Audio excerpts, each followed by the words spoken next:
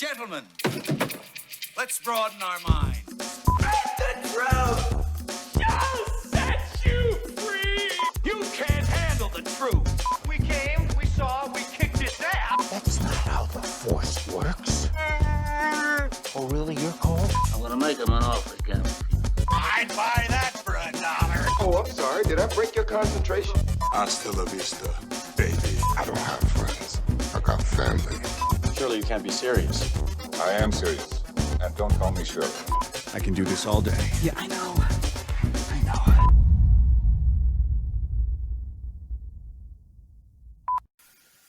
Hello and welcome to the Creative Control Movie Podcast. I'm your host, Kenan, and thank you for joining us for our movie review of Marvel's Eternals. I want to make sure that you know this is a full spoiler review, and we're going to be talking about all the characters. We're going to be talking about post-credit scenes, themes throughout the movie, things that's going to lead into the MCU as a wider thing. So if you haven't seen the film and you want to avoid spoilers, go watch the film, then come back and watch the review, see if you agree with our thoughts and ideas.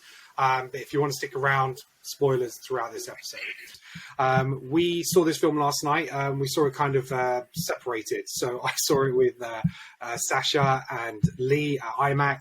And then I know Alex from Michael saw it at South Ricep. And then Neil ended up going to see a late show at like 11 o'clock and was in the cinema until like after 1 a.m. So we all saw it last night. And so some of us don't know the other's thoughts. So it's going to be really interesting to, find out what everybody thought about it.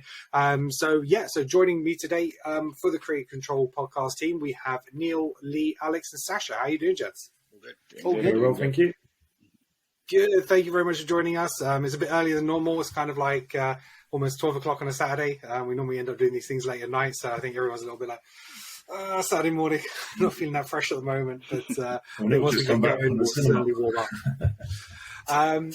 So, Marvel's Eternals is kind of the first movie it's the second movie really of Phase 4 in a sense of Black Widow not really carrying that necessarily as a Phase 4 movie. Yes, it was released after Endgame, but it takes place previously. Obviously, we've got Shang-Chi, which, across the board sees really positive reviews. Eternals, it got a lot of bad press going into it. There was a lot of negative critic reviews out there. We've seen those Rotten Tomatoes scores being posted continuously on social medias, dropping, and now, according to Rotten Tomatoes critics score, it's ranked the lowest of the MCU movies. There was a lot of skepticism from my part going into it. I was just like, is it like what people are making out? Because I didn't want to read too many reviews because I wanted to go into Eternals as fresh as possible because I wasn't that familiar with the characters. So I was like, actually, I don't want a lot of influence going into this. I want to judge it for myself. And so before we kind of go into the movie, what it's about, what was your guys' expectations going into it, and how much did you know of the characters before going into the movie? Neil, we'll start with you. This was actually one of the ones that I knew very little about. Like, I knew who the Eternals were, but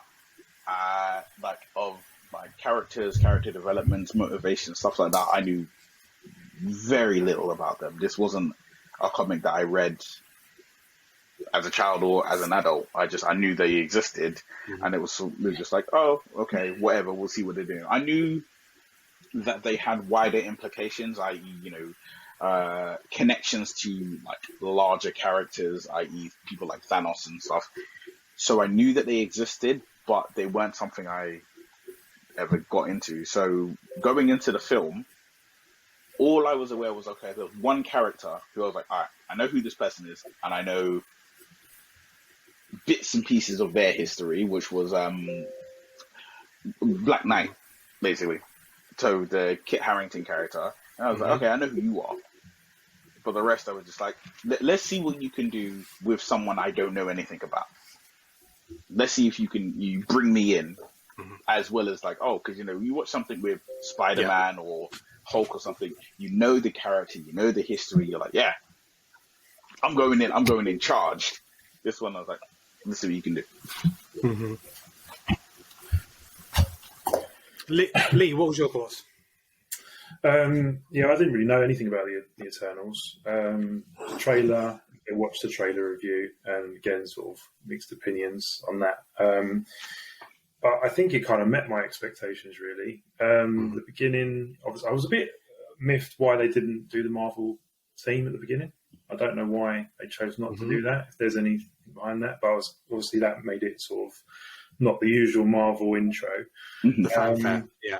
But yeah, I think I found the beginning of it where they sort of get introduced. It was just so much information. Like, I think it's 9 characters got introduced like within the first few minutes, and it's kind of like, what the hell's going on here?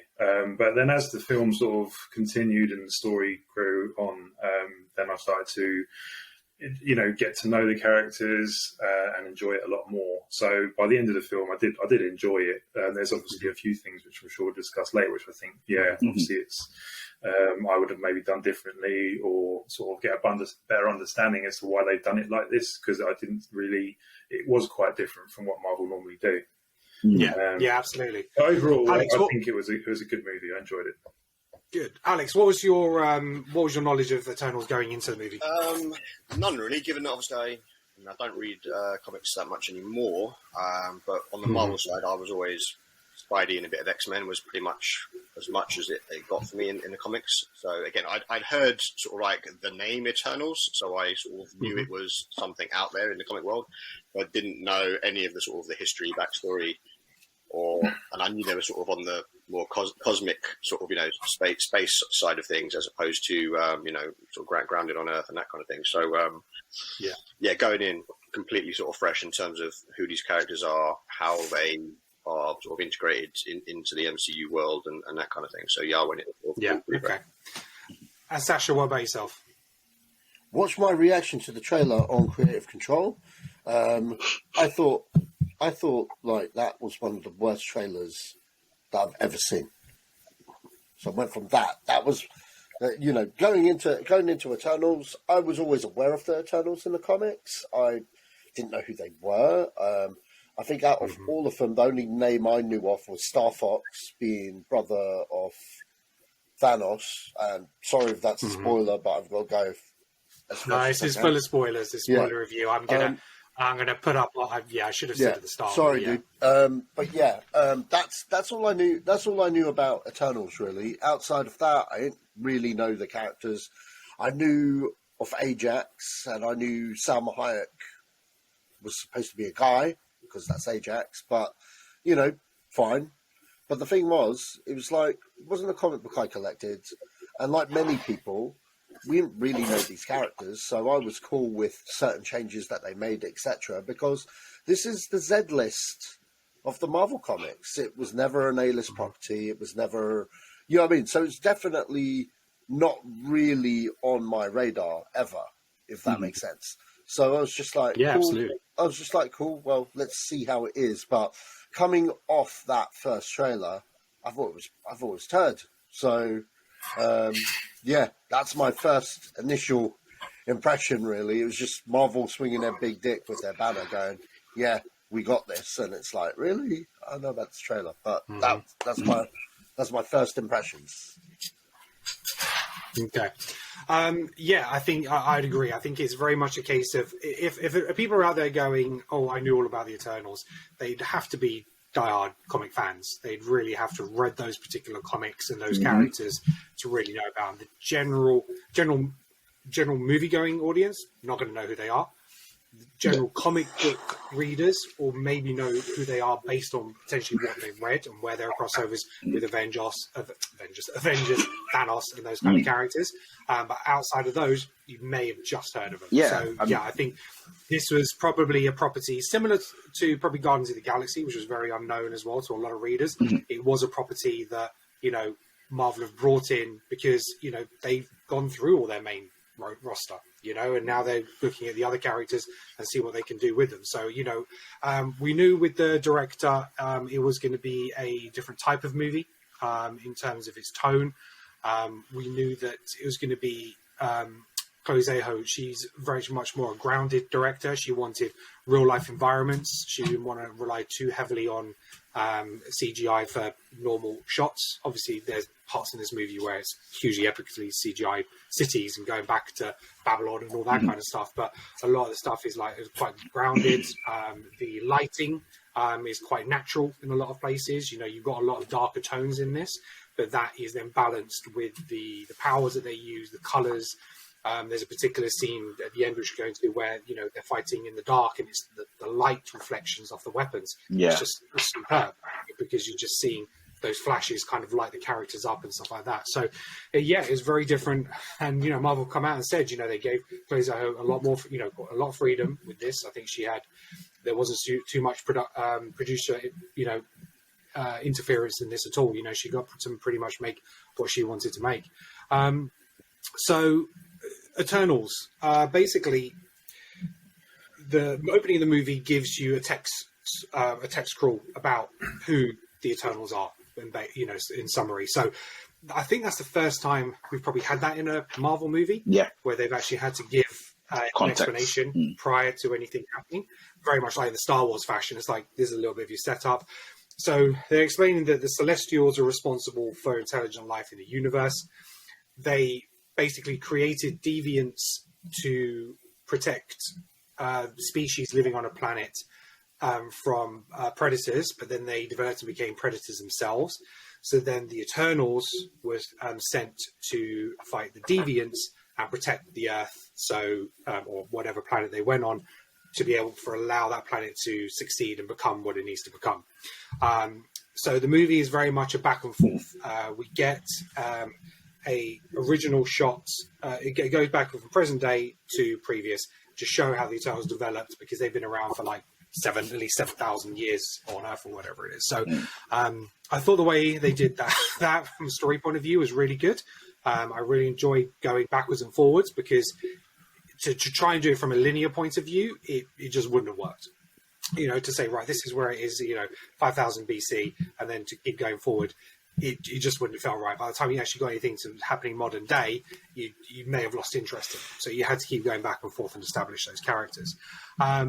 In terms of the back and forth, there's probably something, again, we haven't really seen in Marvel movies. They tend to be quite linear in the way they produce. How did you find that experience from a Marvel movie? We're probably very familiar if you watch DC CW shows, because they pretty much go back and forth all the time. But how did you guys find that for this movie? I agree with you, Ken. I think you could go any other way, to be honest. Yeah, if you'd started, they arrive at Earth and then just sort of track them through time, I think, yeah, you would sort of not necessarily lose interest, but yeah, the main crux of the story is what's going on now in the present day. So to sort of do it that way, yeah, it worked. You know, you get these little snippets back in time to develop the characters throughout the movie. I think had to go that way. Anybody else on the time frame and the times? I liked it because it gave me a kind of sense of, like, the idea. You're right in what you said, is if you watched it like in a linear, okay, here's when they arrive, here's the end of the film.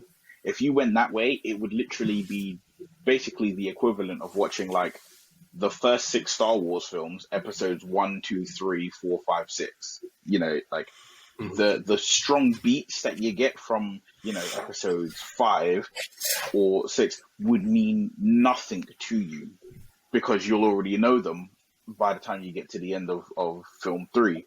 And I think watching Eternals, it was very much the same thing, because it was, okay, we see them arrive on Earth as a unit, fight a deviant or fight a bunch of deviants. Then we see them and they're totally separated. And we're like, oh well, hold on. Why are you guys separated? What happened? You know, what happened? And it piques your interest, because, and this is just like subconsciously, doesn't matter what the story is about, doesn't matter if it's Marvel or not, that kind of thing piques your interest, because you're like, I want to know how you lot went from this big team of 7 or 8 people to everybody's, one person's in London, one person's in South Dakota, another person's in Iraq, another person's in Egypt. I want to know how you got there, like what caused the separation. And then, because even they put it in the text where they say after one mission everybody separated, and every time they jumped back into the past, I was like, is this the mission? Like, that was like silently saying it to myself in my head. I was like, is this the mission where they separated? Is this the mission where they separated? Because you did see quite a few missions with them just like handling business prior to the separation. Yeah. Yeah, and flashing back in the way they did, it allowed you to really see how each of their powers work differently and separately, and what why they were a team as they were, because of what each of them brought to that dynamic and stuff like that. What we'll do, let's just go on, Lee. Go on. No, I was going to say, for me personally, like obviously I know they had to do that with that film, but I just don't understand why they've had to put everything into like this one film, like you say, to introduce them, to have the flashbacks. I don't understand why, because Marvel, like, you know, it's been, like, say, first Iron Man, like 10 years, was it? And then, you know, I mean, they bought that whole, you know, you care about the characters, you understand, you know, they bought out this MCU, you know, and then it's like with this film, it's like, well, here's a bit of a brief. And then it's like, okay, right, now we're going to go flashback and forward. Why haven't they done a film where the Deviants come to Earth? Why haven't they done that? You know, why haven't they done a film about, you know, introduce the world, this world? You know, we've had the sort of original, like the Marvel world. Now this is going to be like the next phase. So why don't they introduce this world? Why haven't, you know, it seems a bit like, okay, well, we're going to skip all that, and now we're here. And I think it's the pace. Yeah, I think it's the pace of where the MCU feel they need to be right now. So I totally get where you're coming from, because what this movie could have been is them landing on Earth, them establishing themselves as a team, getting their connections, and then basically ending up in modern day at the end. And then that could lead on to the sequel. The pace that Disney want to go and get these characters working with other characters, you need to have conflicts between the team. You know, it's the same thing as like what we've done with Avengers. You know, they had the time to build up the Avengers, then they had the conflict, separate them, then they come back together. They wanted to do this all in one movie, you know, so to show you them becoming a team, show the conflict, show them coming back together, so now they can start interacting with the rest. Because I think characters of their own, they're not strong enough to necessarily carry their own franchise unless you know you're going to be seeing and mixing with other ones. That's my thought process. Yeah. I mean, I'm not saying that they needed to do a film on every one of those characters. No, but what I'm saying is it could have been a linear film up to a point where then they're established and like, here are your Eternals, and they're now in the MCU. So, but what obviously they've tried to do is say, all this has happened during the Thanos stuff, and now we're at where we're at. So, they have kind of tried to speed up their timeline to get them where they are today in terms of the timeline. I get what you mean. It's like they could have spent longer and this film more be just about establishing them as just the Eternals. Yeah, I actually think for this film alone, it was actually necessary because, like, for one, the vast number of characters you're introduced to, because like there's like 6, 8, 9. There's 10 Eternals, right? So it was like, okay, it's necessary that you kind of get brought into it. All right, we got 10 people to go through. Let's get it in there quickly. But also, I think because none of those 10 are, even amongst the comic community, a household name. Like, you know, you mentioned earlier, Ken, we've been reading comics. Like, some of us have been reading comics for decades. Like, I think about it, I've been reading comics about 25 years now. Like, consistently for about 25 years. And I'm like, I knew who the Eternals were in as much as I knew the name. I didn't know the collective, not the individuals. Yeah, I knew the collective name, the Eternals. I didn't know any individual Eternal and things of that nature. So it was like, with Iron Man or any member of the Avengers, they were all kind of in their own right level, pretty much a household name, right? You might, with the exception of, say, maybe Thor, right, or Black Widow or Hawkeye, every member you could say, all right, I know who the Hulk is. You know, you don't have to have a in-depth knowledge of comics to know Hulk, Iron Man, Captain America. You knew comic books, and you knew Thor and Black Widow and Hawkeye.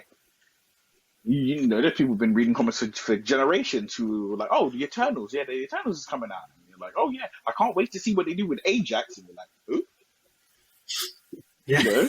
Yeah. Like, even the name Ajax, you know, like, I couldn't get it out of my head when the first couple of times they said the name Ajax. I was like, I just had the image in my head of Ryan Reynolds. He got that from a bottle of detergent. You know? Yeah. And I'm just like, yeah. I had real trouble with Cersei's name because you had two Game of Thrones characters. Yeah. You know, it's like Jon Snow saying, "Cersei, I love you." It's like I can't. This is mind-boggling. Exactly. This is not right. It doesn't feel right. Okay, so let's go through each of the characters. Yeah, go on. No, it's go on, Neil. Thing I was saying as well. You know, it's like, oh, you keep saying Cersei, and I'm like, bro, she killed your family, man. They're like, no, she didn't. No, Yeah. That's a different Cersei. That's a different Cersei. Don't think about that. Yeah, separate. So let's go through each of the characters. One thing I will touch on, which I actually really enjoyed, is because, again, you know, all the names sound familiar. You know, you say Ajax, you're talking Icarus and stuff like that. You're like, oh, Icarus, he's the one who flew too close to the sun. It's mentioned in there because they said they lived on Olympus within their time period on Earth.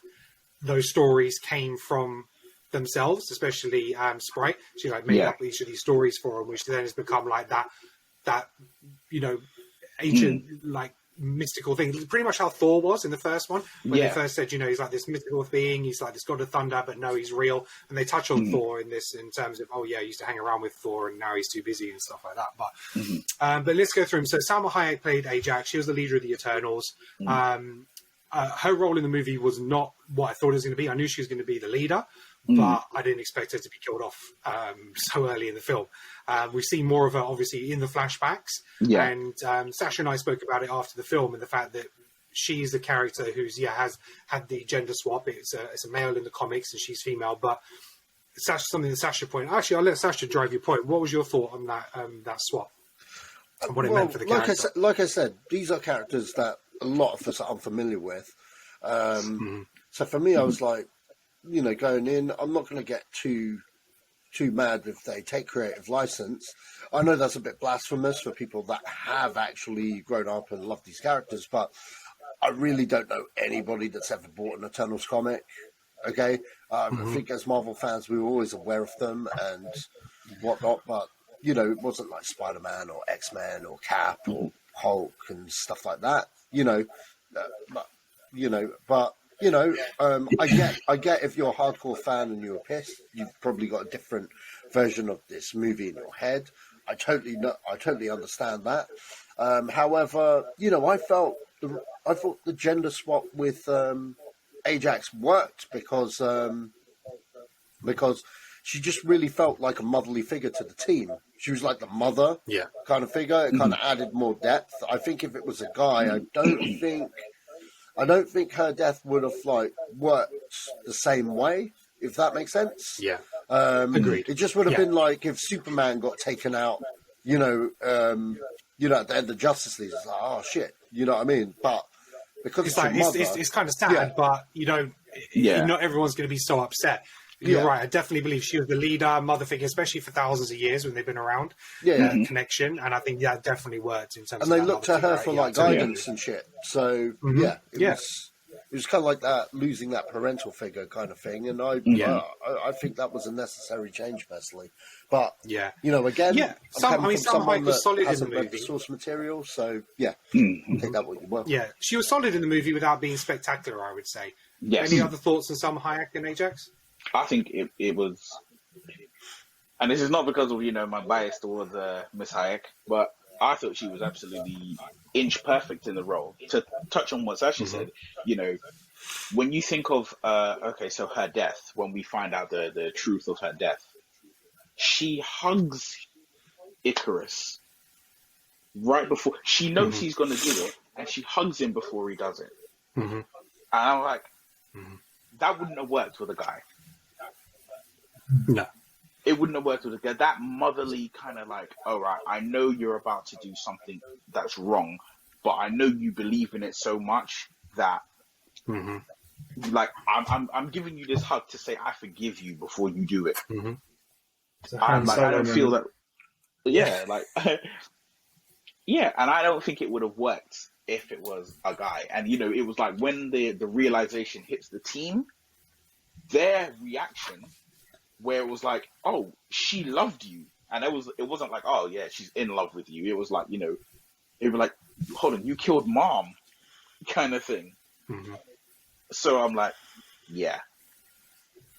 I was Richard Madden. He played he plays Icarus.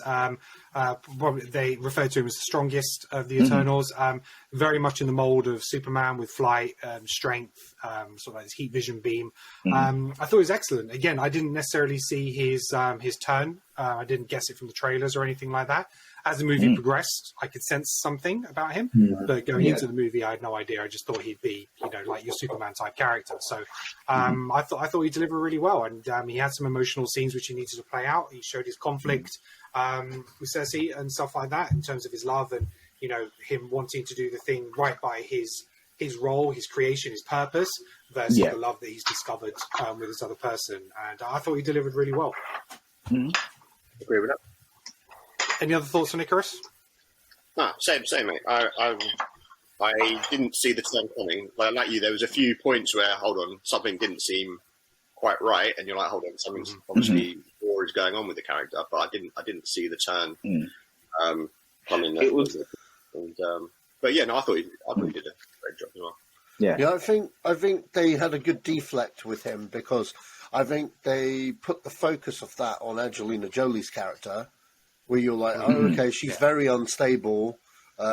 What's her deal? And because she's the big name as well, you and she plays that so often, right? Yeah, you kind of expected probably a bit more from her, but you know what I mean. It was it was there to mislead the audience, kind of thing, for what actually was going to go down.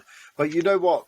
I personally think they should have cut out the line when I forget what the Asian guy was called, but where he's like, "I'll follow you anywhere," and he's like, "Don't say that." Gilgamesh? I think they should have cut that. Oh, no, not Kingo. Gilgamesh. The Bollywood Kingo. Kingo. Yeah, Kingo. I think they should have cut that.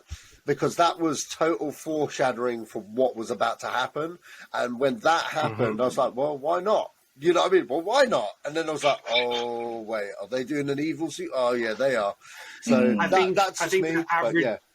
I think it's for the average movie-going audience because this is so much new material. Yeah. You can't throw too much at unsuspecting audience for the general public. And so that kind of thing, you need to lead a little bit to think, oh, hang on, something's not quite right here, and then you're looking out for it. And, some people might have picked up on it, some people won't. For regular moviegoers like ourselves, that is very much like a cliche, but like you say, complete foreshadow, you're like, oh, here we go. But yeah, for the average moviegoer, it probably just gives them something which questions them, maybe not as much as others, but fuck those people, some man. of it. Those people. Fuck if them. we were doing our version of it, absolutely. But Gemma Chan, so she's been in the MCU previously. She was in Miss Marvel, Captain Marvel, sorry. And, she was one of the aliens in that, but she was painted blue and you don't really remember her being in that movie. So, she was cast in this in the lead and really likable character. I really enjoyed her. I best know her from the Channel 4 movie, TV series. Humans. Oh, what's it called? Humans? Yeah. Humans. Which she's fantastic in. I absolutely love that series. And, so that's what I know most for. But she's the human connection. She's the Eternal who, likes the humans, sees them develop and wants them to succeed, really bonds with them, sees the beauty that they have to offer. And she's got like that anchor in the story to, for the reason for saving the Earth, basically. She kind of pulls that team together. Again, really solid performance of her, really likable. And her and, obviously Icarus have this kind of relationship, and that's where the conflict arises. But that's ultimately what saves the Earth and them. We had obviously a sex scene with them, which is probably the most we've seen in a Marvel movie, which was quite interesting. It wasn't too graphic. At one point I thought, oh, this is a little bit more than I expected. But then it just kind of pulled it away from that point. What was your thoughts on Cersei and the relationship with Icarus? It was fun. Yeah, it was fun. I mean, I guess it was sort of like they kind of did it with all the characters where they built these levels of relationships where it was like everybody kind of had like a significant other, not necessarily in a romantic sense, but I mean, with obviously Cersei and Icarus, it was a romantic sense, but it was like they did a lot to kind of position Cersei as the the smart older sister to the group. So, you know, if you look at it like a family dynamic, it's like Ajax is the mum, and then Icarus is like the jock, and then he's like the oldest in the family. He's the jock. Then you've got Cersei, and she'd be like the smart older sister. So like what they did with her, they kind of positioned her like, okay, she's not she's like the one who, when mum's not around, she's in charge. She's the one who, like, you know, makes sure everybody would, you know, clean their room, and almost like, for lack of a better term, she's like the babysitter, older sister to the group. So yeah, I mean, she was be selected by Ajax, I think, to sort of, you know, take over after her death and stuff. Yeah, that kind of makes perfect sense. Actually, yeah. But I mean, the only thing that confused me a little bit about. Sorry, go on. Hold on, okay, go on, Lee. I was going to say, you know, the relationship between her and Icarus. I mean, you're talking they were together like thousands of years. And the way her, you know, as her personality, you know, obviously he loves her. That sort of confused me a little bit, you know, obviously going towards the end of the film, how he has this change, or he leaves her after spending all that time and she's got no idea why. It was never really explained, because she asked him and he kept avoiding it, didn't he? Yeah. I feel and like you just think, if you've been together and loved someone for that amount of time, and then to sort of have that sort of change at the end there. Obviously it doesn't go the whole way, but, you know, he obviously kills Ajax and all this, but like you say, like Neil's saying, they're like a family. And they've been together for thousands, or know that of each other's existence for thousands of years. And then he's, you know, my interpretation of that is the fact that they were together for a long time, and obviously then when the group split, Icarus learned the truth about what was to happen to the planet, and it obviously got to a point with him. He was like, "I don't want to watch her die. I'm going to leave." That's what I thought. And then he's kind of forced to come back. So that's how I interpreted it, but it wasn't really explained in that way in the movie. But that's kind of what I got for it. Because it's a bit like with Sprite as well. You know, she was actually living with Cersei. You know, they were together for probably even longer. Or, you know, and then she sort of stabs her in the back. She still turns on her, yeah. We'll touch on that with her character in the Peter Pan reference. Sacha, you're on mute. Were you saying something?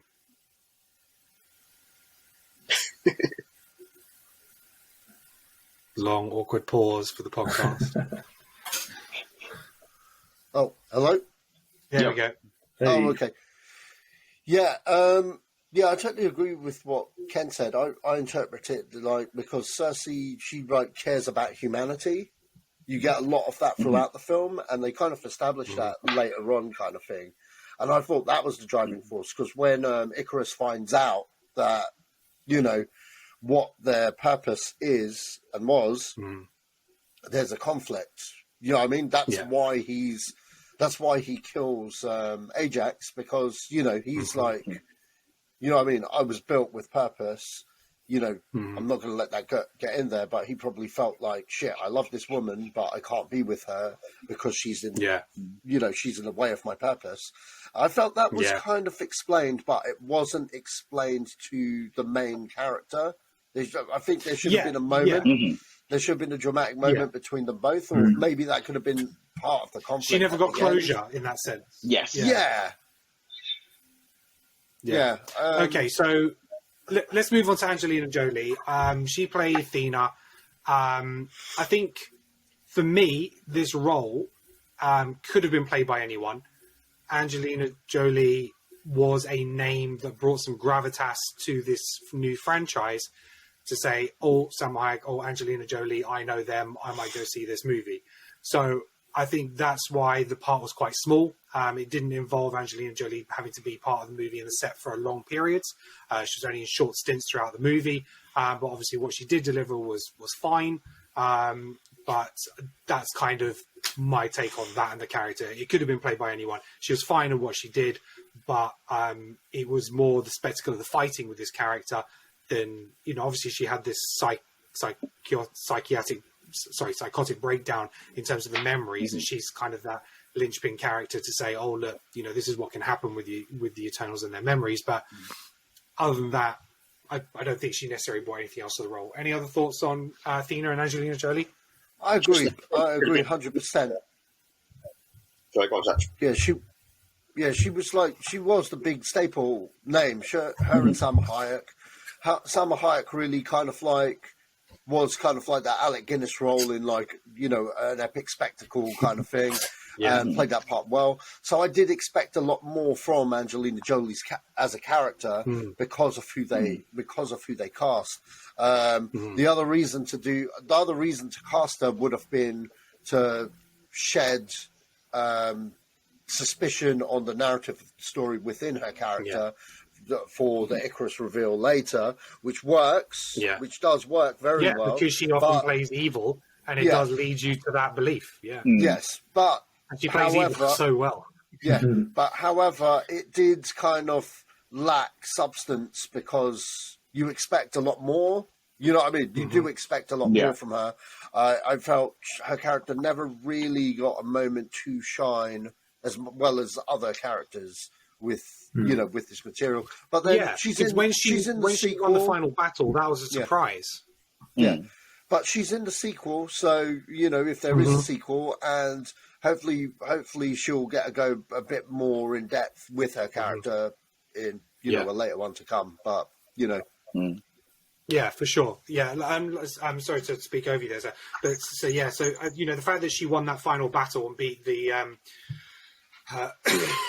beat the other big boss in a sense was quite surprising, because she kind of did it 1-on-1, and I was like, oh, okay, I wasn't quite expecting that. So I think there was a lot more to her, which maybe we'll see in the sequels.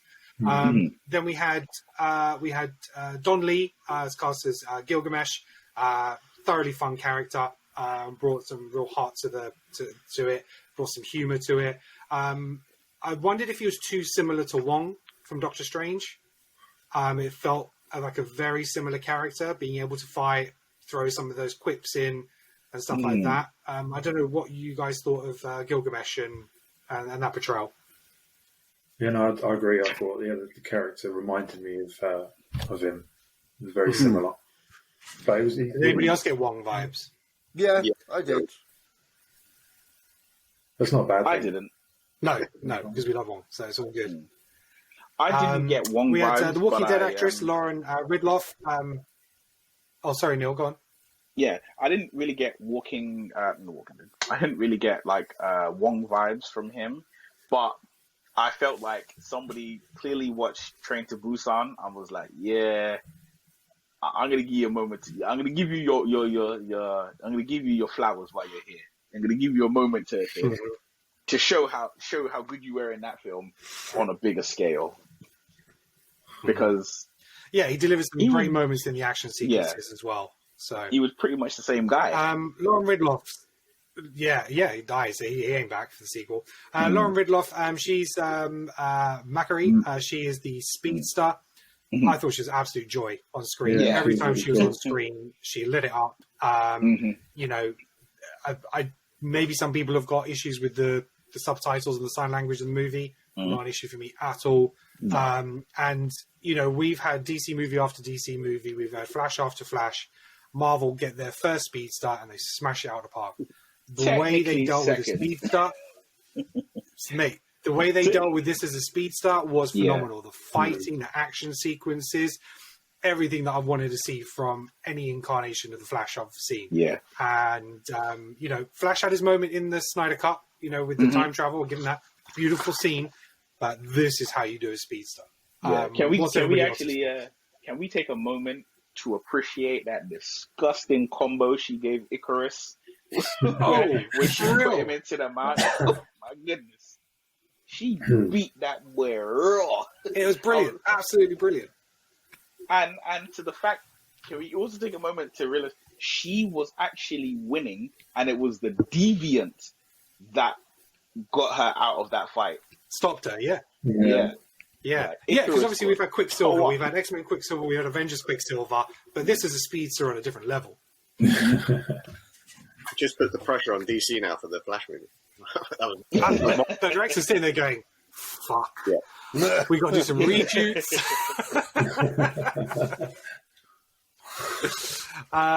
Okay, so who else have we got? Who else have we not touched on? How can we forget? Kingo. Kwali Najini. He was just a joy. He was brilliant. I think he brought a lot of his own personality into the role. If you guys have ever watched any of his stand-ups or comedies, especially Silicon Valley, I saw much of his character from that into this as well. I wouldn't be surprised if there was quite a bit of ad-libbing and stuff like that. But yeah, it was very much I could see him behind it. The Bollywood stuff, the fact that he was like this star that had been around for hundreds of years, and it was like it's a generational thing. So I'm like great-grandfather, and it's him all along. It was just brilliant, absolutely fantastic. And you know, he brings with him, you know, it's so funny. We talked about having when we watched last night in Soho about probably one of the most likable characters in movies, like ever with John. Then you have this new character. And what was his name in the movie? Karan, yeah. Yeah, his valet. You have this guy in the movie, and it's like, hold on, I've just seen a movie with the most likable guy, and now you've got this guy. He was absolute joy in the movie. He was phenomenal, and the combo between them, was the dynamic, I thought that was brilliant. Absolutely loved it. It was the biggest surprise of the movie for me, by far, those relationships and those characters. Yeah. What was your guys' takes? Same. When he took out the demon, it's like, did you get that? It's like, oh yes, sir, I got that. Yeah, I did. When he keep breaking his camera, he keep coming up with smaller and smaller cameras to film on. Amazing. Anybody else got any thoughts on those two characters? I was like, you definitely went to. I did. I loved them because I was like, you know what, Karan was there. I was like, I'm sorry, Karan. Like, you went to film school because he had the big camera, it gets destroyed. He pulls out the next camera, and it was like, I could always get him shot. Yeah, and the hand nudge, yeah. Amazing. We also we had Sprite, Lee McHugh. You know, didn't have too much in it. Had a couple of nice moments in it. You know, the storytelling parts of it was fantastic. But then when she has that moment with Kingo, when he explains about her like Peter Pan syndrome and the comparisons, it just laid it all out, and that was beautiful. The way that kind of showed itself, and the way that she'd always loved Icarus, and she could never be anything more than what she was. She was kind of stuck at this age. She didn't understand why she was this and stuff like that. But I thought it was really nice, you know, character. It was, you could see why she sided with Icarus because of her love for him, but then the way she turned at the end was more about Cersei's character than her turning around and doing anything different. I think it was more Cersei's forgiveness that kind of allowed that to come back. Any other takes on Sprite? I wasn't the biggest fan of Sprite, if I'm honest, because I think, but that is mainly because to me, I felt like I should have seen more of Sprite interacting with humans to get a sense of, okay, this is why she feels this way. This is what she's lost. Because it's all the kind of motivation for her is given in dialogue. Like, even when you look at Cersei, so her motivations, you can see her appreciation from humans from scene number 1. She's the one who gives humanity from the life. Interactions. Yeah. And then you see her, she's the one who becomes a teacher and is teaching children. She's the one who's like, oh, she's got this clear connection with humanity. And it's with some of the others, you know, when we talk about Icarus, we never see him really interact with humans. But because of the knowledge of what he knows, you understand it. You're like, okay, yeah. He doesn't interact because he now knows humanity's going to die. So he's like, I'm not going to get attached to none of you guys. I know what's going to happen. With Cersei, you know, she becomes a teacher, and then when we go back in time, he hangs around humans because he wants to hang around her. With Sprite, there's none of that. There's no kind of like development. All we see her telling stories, and then she's with Cersei, and then it's when she's talking and they're talking about Ajax, and Ajax says, "Yeah, she sent me to go live with Cersei because we were both lonely." Okay, but why were you lonely? Cersei's lonely because You her man is a little disappeared. hint of it. Why are you Early lonely? on though, in the bar when she's like projecting herself or Yeah, illusion to be older. Yeah. an older version of herself and sort of trying to make that connection with that guy. So you get a little hint of it, but I get what you're saying. It doesn't go sort of much further. It doesn't than go that. far enough. Yeah, I mean it's a lot of screen. There's so many characters, not a lot of screen time. Brian Tyree Henry, Fastos, brilliant. Absolutely loved him. Humor, heart, passion. He as basically this character in particular is one of the reasons why this movie has got an R rating in Russia because homosexuality is banned there. It's been pulled from several countries because of this scene, because Marvel won't drop it, because he is a gay character. He shares a gay on-screen kiss. They won't edit those things out of the movie. And fair play to Marvel, Disney, MCU for doing that. I think it's absolutely the right thing to do. If you don't like it, you don't get the movie in your country. You don't want to show it. That's entirely up to you. But what that, the heart, the kid, the relationship with the kid, I thought beautiful, just really, really well done. And the kiss, it works perfectly in the movie. It's absolutely fine. The way it's done, the reasons why, you see the passion, you see the love between these two characters. And I thought it was a beautiful moment. So, if you have an issue with this character and with this scene, that issue's on you and nobody else. Anybody else's thoughts on Fastos? Fastos, I agree. When you see stuff in the media and stuff, I thought it was the way people were talking about it. I thought it was like, are they talking about the Ghostbusters 2016 where they like go with a hammer in it on you with the message on you with the head? And when I watched it in the actual film, I was like, is that it? Like, come on, bro. Like, it's fine. Hyped up so much. But I was expecting something like where we're just going to be like, oh, Jesus, they're drowning us in politics and all of that stuff. No, it was fine. It was absolutely fine. There's nothing. It was just love. It was just a relationship. That was and to be honest, it really adds to it really adds to the guy's character without taking whether he's straight or whatever. It adds to his character that the fact that he created Hiroshima, killing millions of people, and has found peace within the love of his family, regardless of how you feel about certain issues and stuff. And it's not. I didn't think it was in our face at all. I was expecting like a big political take with a speech, and you know what I mean. Yeah, and we didn't get that. We didn't get that. We got. And what it allowed is it allowed a part of the movie with an Eternal with a family, someone who wants to not be a part of it but wants to protect their family, and he was able to have a kid in that without going into is that kid a superhero? What's this? He slept with that person slept with a mortal now. What does that mean? And raise all those questions. You had a beautiful family, and you didn't have to look beyond the family and that love and dynamic, thinking, well, what else does it mean? So I think was perfect. Right. Well. And I think as well, there's one thing that is, when we look at the entire Eternals movie, and you look at Cersei. Cersei's thing was she loved all of humanity.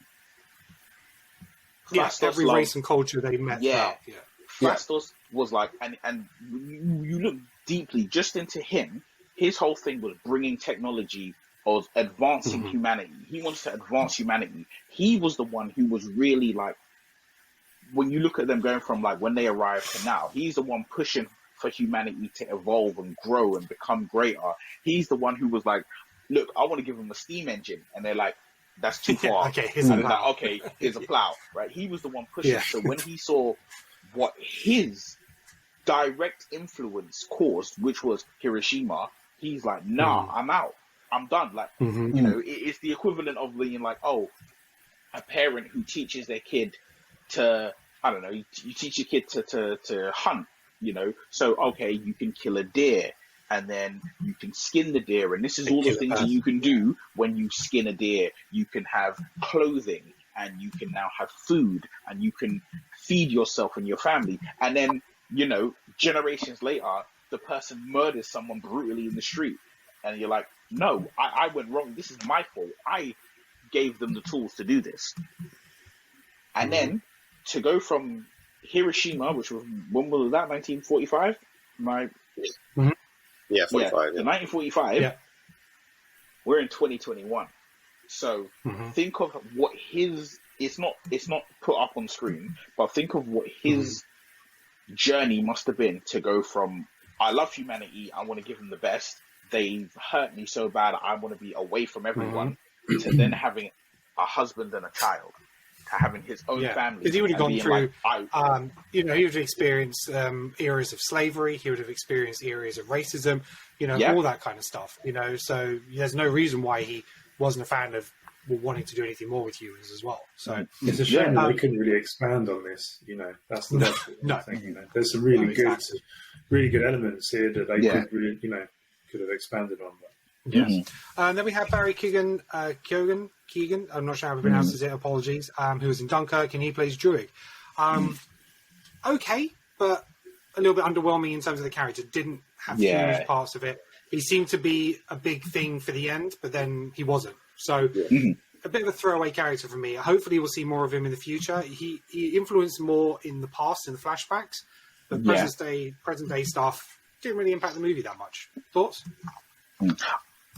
I felt like he, and this is just my personal thought, I felt like he was the odd man out with the whole group because he was the one who was like instantaneously breaking the rule. All right, you don't interfere with humans' activity. He was the one breaking the rule. He was like, nah, I'm going to do my thing, right? Like, you don't keep fighting, I'm going to stop you. You need a hand on your shoulder all the time. And he was doing that, but it was almost like he was basically there to be almost like a small antagonist to Icarus. It like he felt like he was the antagonistic member of the group because he was the one who was the most arguments with all members of them. He's one of the characters. Unfortunately, didn't get much time. I think, like you said, we didn't get much development to with get it into one movie. And I agree with Sacha, who said at the end he would have probably been better off being killed by Icarus than coming back. And I think that would have paid off better for the Icarus character and the story as a whole, rather than coming back and playing it out. But obviously they've got more for him in the future. But that's a good point Sacha made. We'll start rattling through because I appreciate this podcast going to go on for a little while. Otherwise, Bill Skarsgard, he voiced the deviant leader Crow. Obviously, when he started becoming more human, it was a good take because obviously you had this villain which you thought was going to be the main piece, but then obviously the Icarus turn happens, and that's more the main issue than the deviant. But he goes from being a monster to looking more human. He's absorbing their powers. It was a really interesting take. And I like that. I like that when he got the energy and he changed. I did like that. Yeah, it was like mutating and changed and taking on their powers and using their powers in different ways. I thought that was good. But I didn't expect the end to come like that with Angelina Jolie just again. So I was like, oh, okay. That's that then. So you know what I got from that? Couldn't have been that powerful. Yeah, you know what I got from that death of that character was Avengers Infinity War, when everyone's having the big battle in Wakanda. Scarlet Witch comes flying out, does one move, and Okoye is like, why was she up there all that time? Where's it been? Yeah, absolutely. Then let's also talk about, so we'll talk about some characters now which happened in the post-credits, but we also had, so we had Kit Harington's character as Dane Whitman. The name didn't ring a bell to me throughout. Obviously, we have him as the human character. He's in it at the beginning with Cersei, developing that. Again, she's falling in love with somebody as a human, that connection. And then he makes an appearance again towards the end of the movie. The fact that she gave him that ring with his family crest on it should have hinted more to me that there was more to that. But obviously he says to Cersei, look, there's more about my family and history and I need to tell you. But by that time, she gets plucked out of the air and taken out of Earth and she's going to be put on trial. And then that leads to our final post-credit scene, where he's in a castle. He's opening up this box. We see a sword. It's wrapped, and he goes to touch it. There's some conflict there, and then we get this voice in the background saying, "You ready for that?" Yeah. So a few points. When Cersei got first taken, he was standing there, and it kind of closed up on him. The hair the beard and everything, the jacket, I thought, oh my God, is he going to bust out some Wolverine claws or something? I was like, is he going to end up being like MCU Wolverine? I was like, but then he just stood there.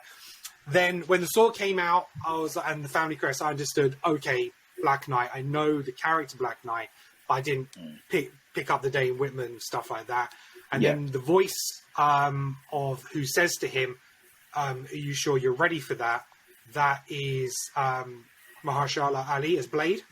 And the directors confirmed that. So that's Blade's voice saying, are you ready for that? So our first introduction to Blade is that voice.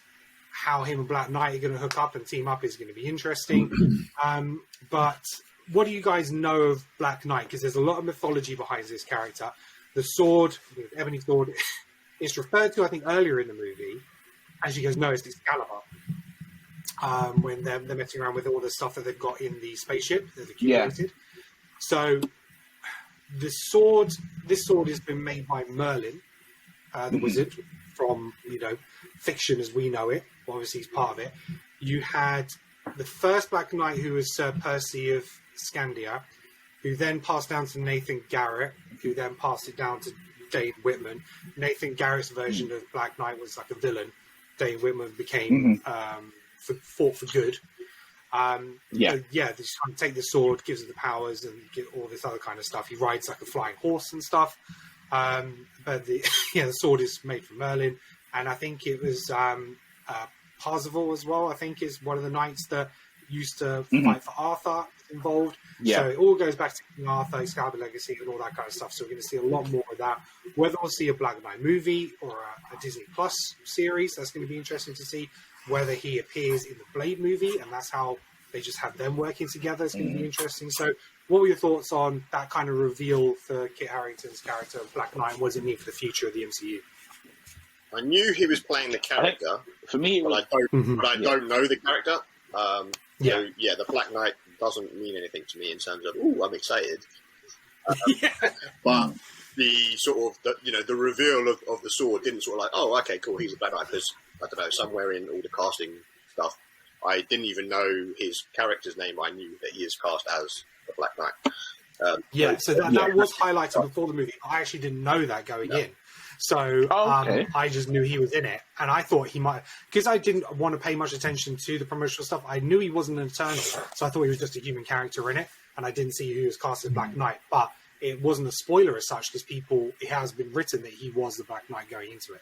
Any other thoughts on the Black Knight? Anybody know much about the character? No. I didn't like it. Okay. You didn't like it, Sacha? No, I didn't like it. Here's the thing. Like, I got no problem with it, like, now, kind of thing, that it's happened, kind of thing. But watching it, I wasn't too keen on it, because I liked the fact that Jon Snow was this bumbling idiot that couldn't climb up stairs. He represented us as the audience. You know what I mean? There's no central character in this film that does that. And that's how I saw Jon Snow. I'm not calling him Kit Harington, by the way. He's Jon Snow to me, all right? So, Jon Snow actually, like, being a bumbling buffoon, kind of lovesick love puppy. I was like, cool, man. Kit's going places. He's in a Marvel movie. He's got that Marvel money now. He's like the damsel in distress. Cool. And then they're like, no, it's Arrow and chums. I'm going to use that term now. All right. When that happened, my eyes rolled. And I was like, you're not one of us. You were my gateway to be, like, looking at all this fan. He reacted how the audience reacted, to, like, all this super shit going on and stuff. And it kind of took away from that. So I didn't like that. But, fans of Black Knight, you got your Black Knight. Cool. I think you just should have just done a Black Knight thing, a TV show, and we would have just watched it and went good or bad. But, that's just me. I get where you're coming from. Yeah. It didn't take away from me because he hasn't become Black Knight. He hasn't done anything yet. So what's happened is, obviously, while she's been away, he's learned more about his legacy, and now he's got something to tell her. I don't think necessarily he knew before. I think she knew. Knew. But she knew.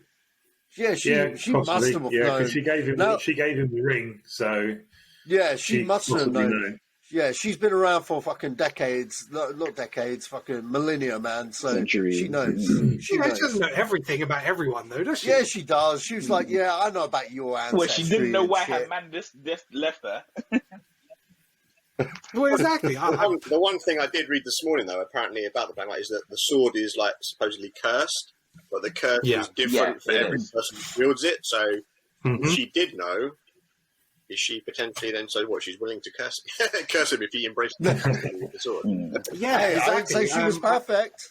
But then again, Yeah, I mean, I think if she knew about him in the Black Knight, you wouldn't have had this conflict. Like, I don't think I should move in with you, because the conflict is you're going to die, and I shouldn't necessarily be in a relationship with you and move at this pace. So I'm not buying that. That's not for me. Yeah. I'm not saying 100%. I mean, okay, so then we had our. Yeah. One thing as well to remember is that she gave him a ring of his family crest. That doesn't guarantee that she knows he has the sword.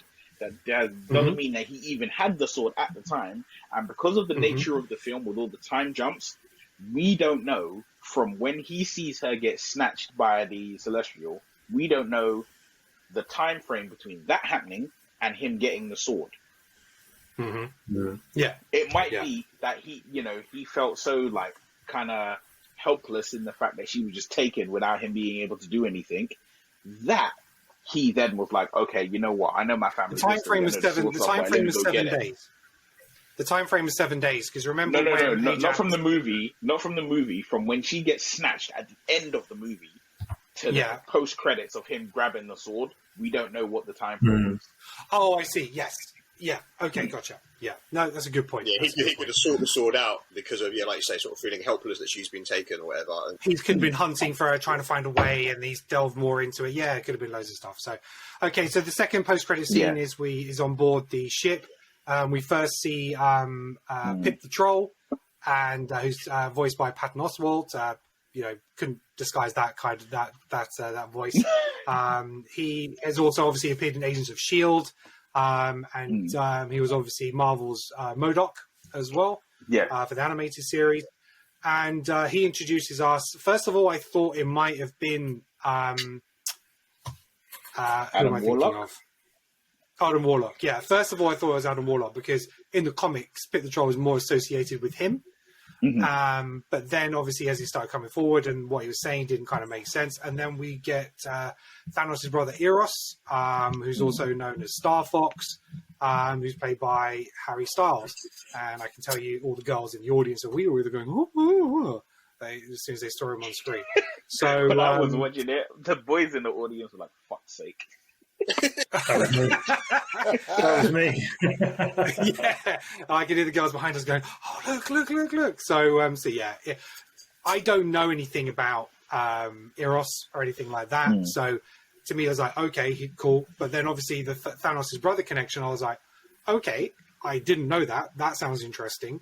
Does anybody have any thoughts of Eros, Star Fox, anything like that? I think just aware it was Thanos, bro. That's about it. Otherwise, if you're talking about another Star Fox by Nintendo, I know all about that Star Fox. I'll tell you about Peppy.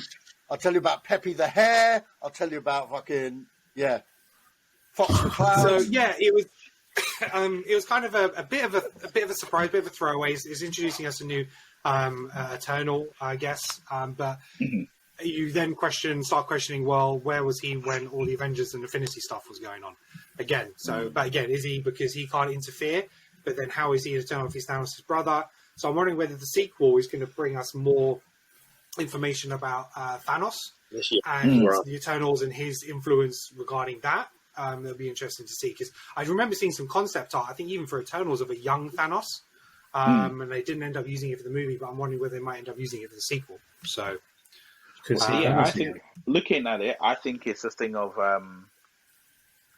where, in regards to that whole you can't interfere. I think that makes me think of Thanos' explanation for why he wants the stones to do half the universe.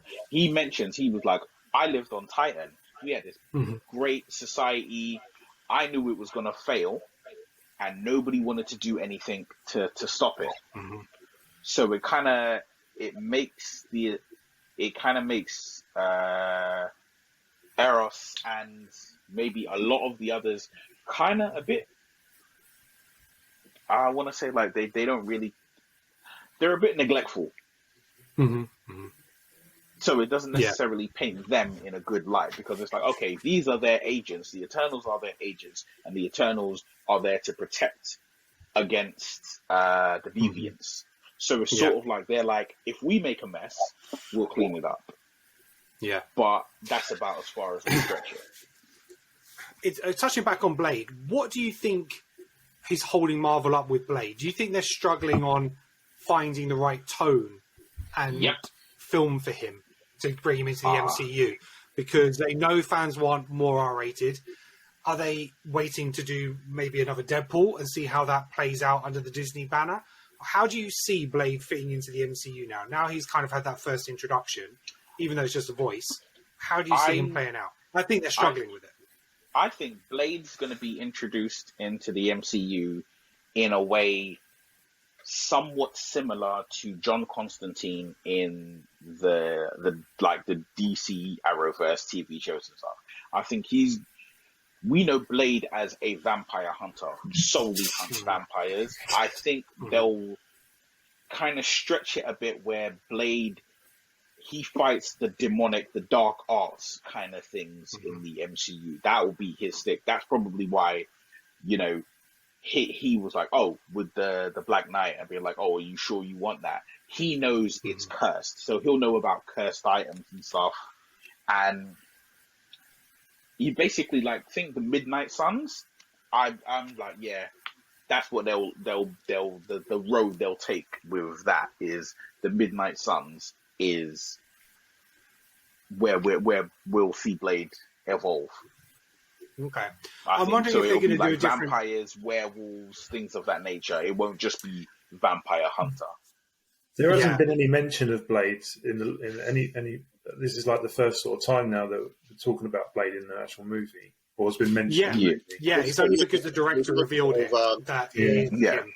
There's no So that's why it's difficult because so there's no, well, at least at the moment, there's no mention of vampires or werewolves even existing in the MCU. So they've got that. I think that's where where I agree with you, Ken. They're struggling how to integrate him in, because at the moment that sort of dark supernatural world or whatever, that's part of the MCU. Yes, we've got magic and stuff with Doctor Strange, but sort of supernatural doesn't yet exist. So how are they going to? They've got to integrate that. Unless they do something with the Deviants. Deviants could be some sort of crossover. Potentially, yeah. Yeah.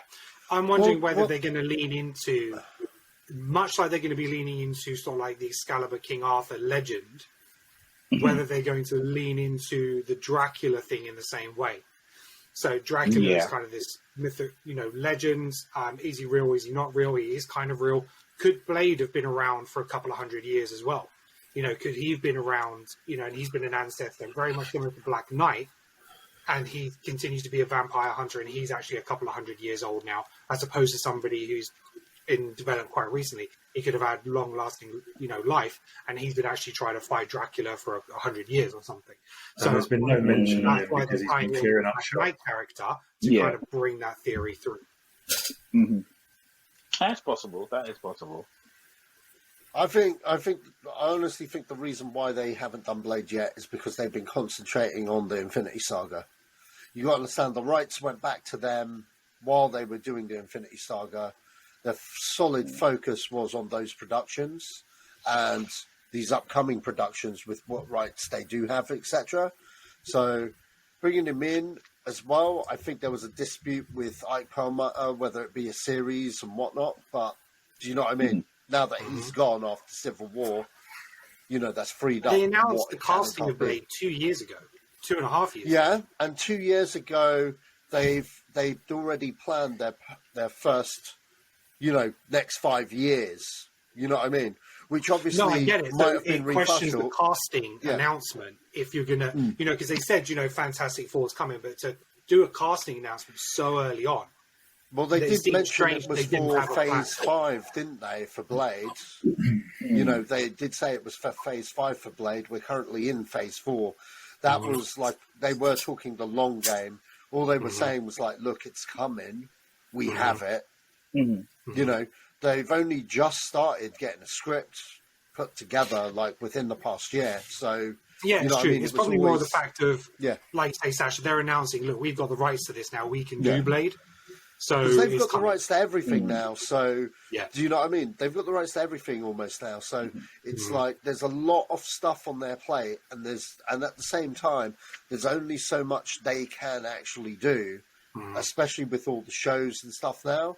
So it's a case of, look, it's a tease, wait, it's coming. Yeah. In terms of the tone, that's, you know, yeah, sure, that's probably something they're constantly thinking about as well, because for me, that first film, fucking film, first two films, slam dunk. I've rewatched them like quite a few times over the pandemic. Fucking chef's kiss to both of them. Yeah. Those are big shoes to fill. Rating plays a big way in the vampire genre, and I don't know how they're going to top that. I know originally they were in talks with Wesley Snipes.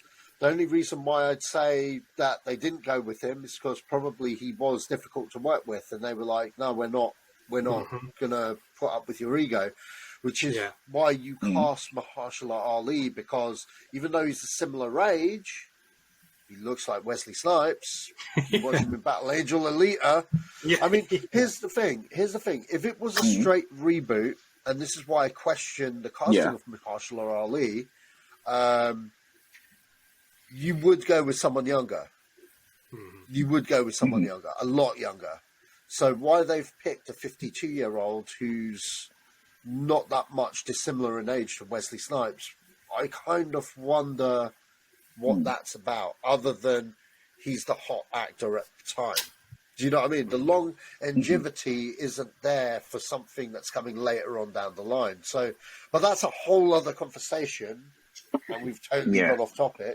But Well, I had a thought while you were talking, Sash, that obviously we know that there's a lot of issues going on in regards to Spider-Man and the multiverse and all of that, right? But one thing that's going through my head now, we've seen, especially from the second Morbius trailer, that Vulture, so Michael Keaton, is in that film. So, and we know that from, spoilers, if you haven't seen Venom, like, you don't need to, but the post-credits is, okay, the multiverse thing is going on in regards to, like, the merging of the MCU with Sony's version of events.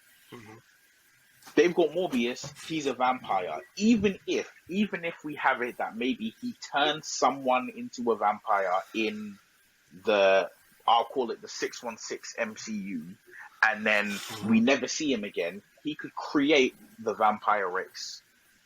And then, because he turns one person, and that person's left alone, that person turns another person, and it manifests. Maybe it happens in a far-off region where there's a lot of people, but not a lot of, like, communication between worlds and stuff. And it could form vampires as a race. Hey, then we get Blade. Blade finds out. Blade's got to go deal with vampires, and it's like, okay, it kind of, I mean, this is off the top of my head, but they could very neatly fit it into a little box. Yeah, no, that's a really good point. A nice idea for a crossover. The Adrian Toomes that's in Morbius, I don't believe is the MCU version of Adrian Toomes.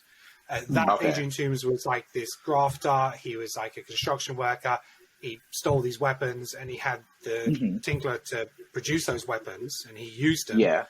But the one we get in the Morbius trailer is a lot more of scientist. So I don't think it's the same. I think it's an alternative version, a multiverse version of Adrian Toomes. That's my thought from what I've seen from the trailer. Right, okay. Well, we could probably talk. I mean, we haven't talked that much about the story of the Eternals and kind of who they are, but you have to go see the film because we could do like a 2-hour podcast trying to talk through that movie and explain it in more detail and stuff like that. But overall, I thoroughly enjoyed it. It was something different. It felt like a non-conveyor belt movie. It felt like something that was quite unique, something different. Sacha and I were talking. I was trying to think, what are the reasons why this has got so many bad critical reviews on Rotten Tomatoes? Because I don't see what those people are seeing. The thought processes are that it's not as bright and colourful as some of the other MCU movies because it is more darker tone, realistic tone, but the design and artistic vision of this, I think, is extraordinary. I think it's brilliant. I think the issue is with the gay scene. I think there is a lot of people who are still homophobic. Because look, most of these critics on Rotten Tomatoes are American, right? So there's a lot of people who don't believe in homosexuality, so they were on issues with that scene. But also more bigger than that is, 90% of that country is probably Christian. Okay, there's a huge amount of faith in God. God is on their money. This movie basically says there's no God. God did not create your Earth. It's an alien being who created your Earth. And, you shouldn't have faith because it's not real. I think that is probably one of the things that anybody who's a big faith believer didn't like, and that may have turned them off this movie and think, actually, I don't like that movie. Because every other type of comic book movie still has that essence of God. If you look at DC, they talk about God and, stuff like that, and in all the other MC movies, you can still believe there was a God, but this kind of said, no, there isn't. So that, for me, is probably one of the three things that maybe have influenced those negative reviews. Could be completely wrong. It might just be personal taste, but I think they may have played a factor. What were you saying, Alex? I think...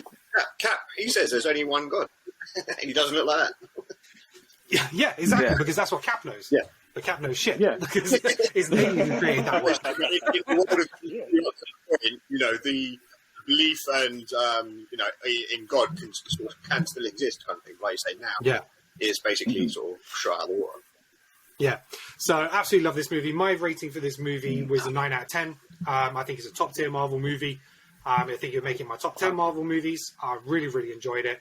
And I don't understand the hate that it has gotten. But final thoughts, Neil. And your score. Final thoughts. I mean, to touch on what you were saying about not understanding, I think there are some people, there are some aspects of society that they feel like diversity is being shoved down their throat.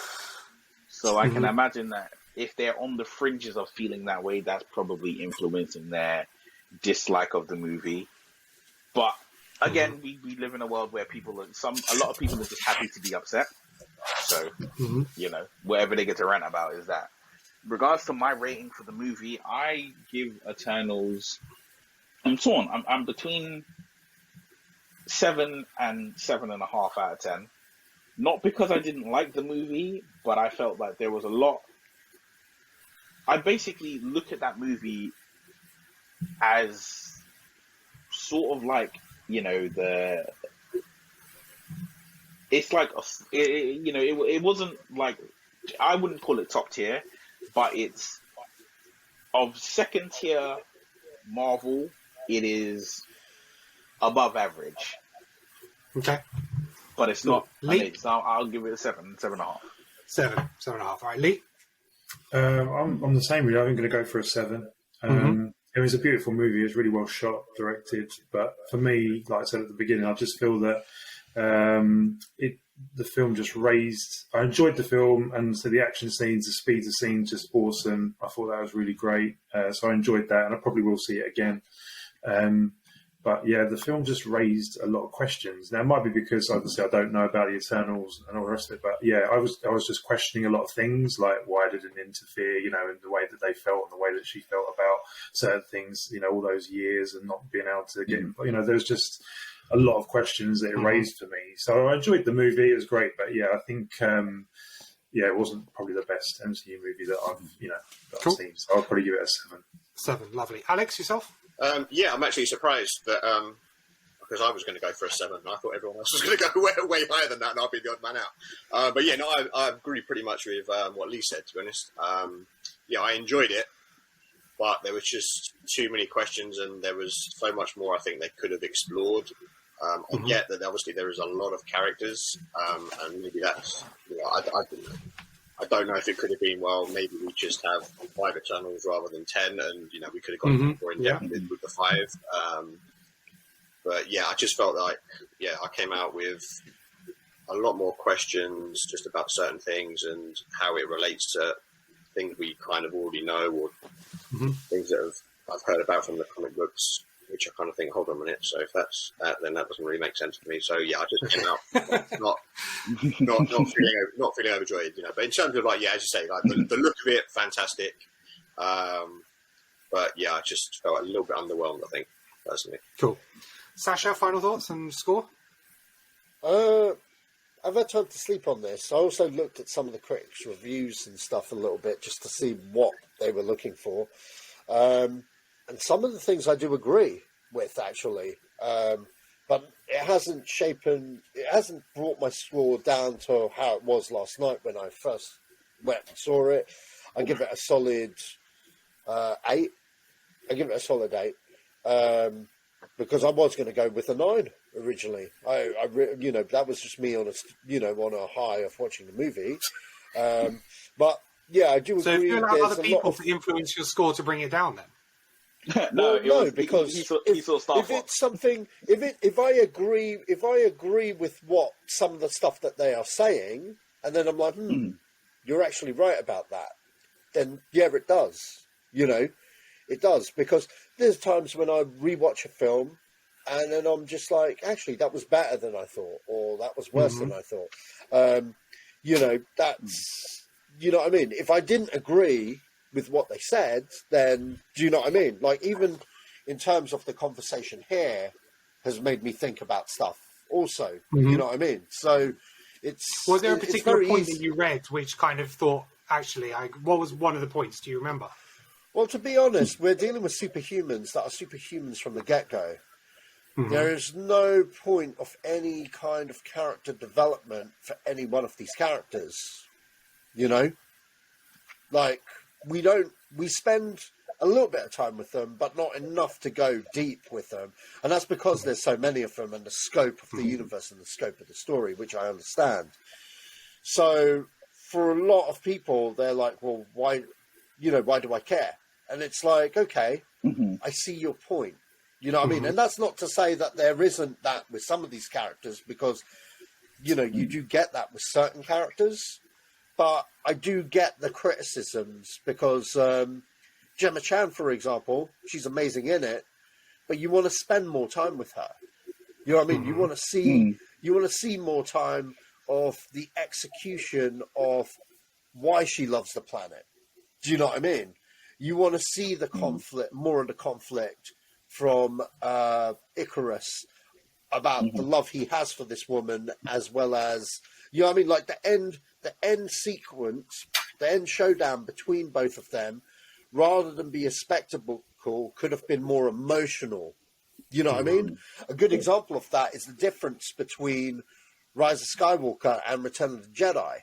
Okay, Rise of Skywalker, when she defeats Palpatine, it's all flashy, special effects, and look, I'm better than you, I am more the Jedi bullshit, right?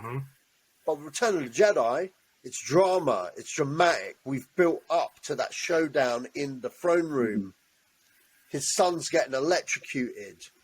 Love saves the day. It's his love for his family, for the love of his son, is what ultimately, you know what I mean, saves the universe. We needed that from this movie. I can understand that. We needed I get that. that. I thought they delivered that, because literally he's seen not her at there. all. It Not goes to at the all. flashback. That was done all visually. There was no dramatic tension there at all in the scene, in the execution of that scene. Yeah, but the difference is Return of the Jedi, you've had 3 films to build up that relationship. Oh yeah, of course, but they could have done that. This in is this you movie. doing it over 2.5 hours, so it's a very different thing to compare. But that's just an excuse, really, because I feel Okay, that, so I at the feel end of that the you movie could last do that. night, you said this was the top 3 Marvel movies of all time. Yeah, well, my Never. views kind of changed from Never then that. because I've kind of looked at other stuff, and not just But that's my point. So you can either Not give just- your not just response people's and review. reviews. you can give your review. See, for me, I'm just giving my review based on my personal opinion and personal enjoyment. I've not let others influence to change my mind on anything of the factors. Doesn't mean I won't read what other people think, but it's not necessarily going to detract on how that film made me. But I can't if you've give read that stuff review and you think, anymore. I agree with that. I can't give that review anymore. I can't give that review anymore if I agree with certain things. You know what I mean? Fair enough, but that didn't make you feel that way when you watched it. Yeah, but I'm a different person now. You know what I mean? I can't go back in the machine. Last night. If we'd done this review like a couple of hours ago, sure, sure. But I can't do that. I can't honestly give an honest opinion about how I feel about the movie without saying what I feel. And I do think they did miss the mark on being more in depth with a lot of the characters, especially with certain moments of the film. Right. Could I pose a question? 8's still a very good score for this movie, I feel. Considering how I felt about the movie initially going in, I thought it was going to be dog shit, especially based on that first trailer. I think we can all say on this podcast I felt that way. So 8's a very good score. I still think it's a very good movie. I still think there's a lot of lore here, and I did definitely enjoy it. And I thought the Bollywood guy was amazing. Okay, but I do think it did lack a little bit of character depth there, especially towards the end climax. And the other negative was I really wish Mans had died, because that would have added more gravitas. Who's that character? No, I won't name the character.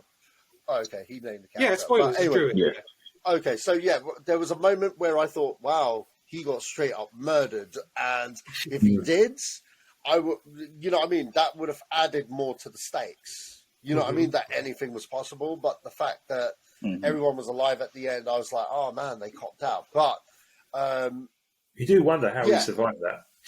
Yeah, exactly. Well, they're Eternals at the end of the day, but we've only ever seen them. We haven't, seen anybody normal be able to kill them. So, but I think at the end of the day, Icarus didn't want to kill them because they were still his family. So he wanted them to just go off and have their minds rewiped and go on to the next planet. I don't think he actually wanted to kill them, but obviously threatened them to try and stop them. Yeah. So I don't think he ever had an intent to kill any of them. Cool. But do you have 8 out of 10 you said you wanted to ask? What? What I wanted to ask is, I did.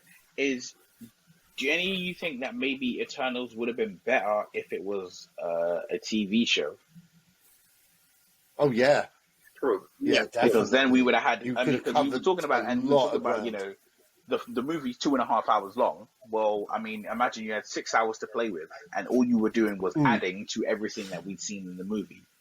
I know, obviously, things like because of the budget of the film and the vast scope of some of the locations and stuff, it would have been difficult to get that on a television scale, even if it's MCU, Disney, Marvel. Yeah. I think the scope would have been too big. You're talking it'd be over $1 million per episode to kind of make something like that as a TV series. The locations, the time jumps, the fact they had to build all these cities. If you to go into that level of detail, I mean, look, like for instance, a show like Loki, for example, some of it did have some big scale scenes, but this I think required quite a lot. And you could argue it's as a TV show, but then again, how long does it take before the Eternals actually have an impact on the MCU as a wider thing? If you have to keep building that story over a couple, a whole season, and then maybe more, is that going to give you anything extra? Because if they're hour episodes each, okay, you might have 6 hours versus 2.5 hours. Is that going to make you like the characters more? Or personally, I would have gone with a trilogy. I don't know, but it's not like we're not going to get a sequel to this, so that we're still going to find out a lot more. But obviously, there's going to be a couple of characters who are not coming back. But I think budget-wise and for MCU storytelling-wise, it wouldn't have been feasible. The shows that they're doing are for characters who we've already seen. We're just getting to see a bit more of, as opposed to establishing new. The ones that are going to be the first for that really is Miss Marvel. That's going to be a way of saying, right, you're introducing us to a new character. And let's see how they can deliver that via a series. That'll be interesting. Cool. Well, we've talked about this for a long time. This is a long review, so thank you very much if you're still with us. I really appreciate it. Please make sure that you like, share, and subscribe to our stuff. You can catch all of our podcasts on YouTube and for the video versions, or you can catch it on any major podcast platform: Apple, Google, Audible, Spotify, Good Pods, wherever you like. So, any final things anybody else wants to plug at all for the show, guys? Shout out to Marrakesh for whooping Icarus's ass. Cool. Sacha, you got anything for Antstream? Yeah, go check it out, antstream.com. Play lots of retro games for free. Check them out. Okay, cool. You can follow me on Twitter at Kenan Talks Film for lots of the latest movie news, and obviously we'll have links to all the shows at different times. So thank you very much for joining us, gentlemen, and thank you for our listeners. And until next time, peace out. Peace. Okay.